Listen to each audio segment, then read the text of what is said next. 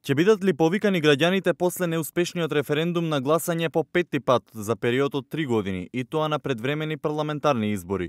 Одлуката очигледно ќе падне на неколкумина пратеници на ВМРО ДПМН, толку колку што и недостасуваат на власта за двотретинско мнозинство во собранието. Најдоцна до среда премиерот Заев очекува конечно да знае дали народните избраници на опозицијата ќе го поддржат договорот со Грција.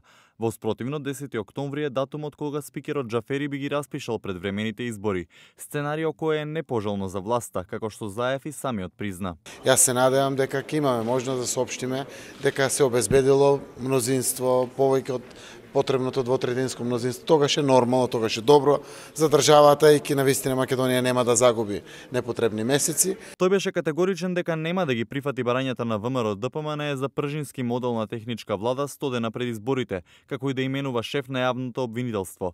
Дополнително апсурдно според Заев е и барањето за формирање анкетна комисија во собранието која би утврдувала нерегуларности од референдумот. Самите институции дадоа своји коментари, да се бара комисија која што треба да провери дали бил законски референдумот, дали имало законитост во неговото спроведување или слично, во услови кога председател на Државна изборна комисија од ВМРО ДПМН и други институции кои што се надлежни за самата контрола на избирачкиот процес, или еве да кажам управен суд каде што нема променето ниту еден член, кој што е второстепен во делот на одлучувањето, мислам дека само по себе кажува што всушност се сака со вакви барања да се постигне.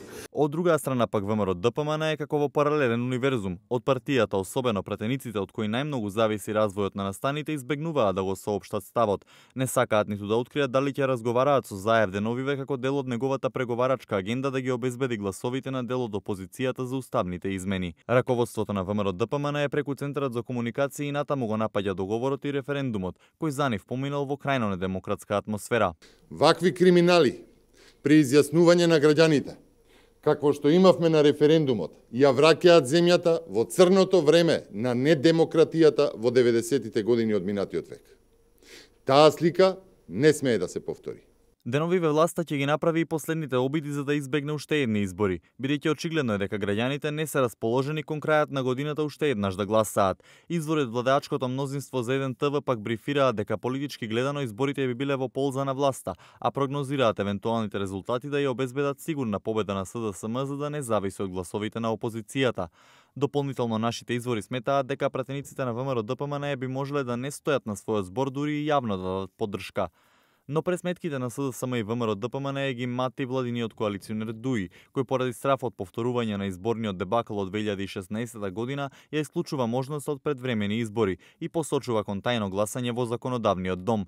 10 октомври, кога најдоцна би се знаеле следните чекори, е за помалку од една недела, но имајќи ги предвид партиските калкулирања и јавни препукувања, сосема очекувано е деновиве од центарот на вниманието да биде дебатата дали по оваа мини политичка криза подадената рака на политичарите ќе ја турне земјава напред кон ЕУ или ќе го рестартира речиси 3 деценискиот преговарачки процес, изместувајќи ја земјава целосно од евроатлантскиот курс.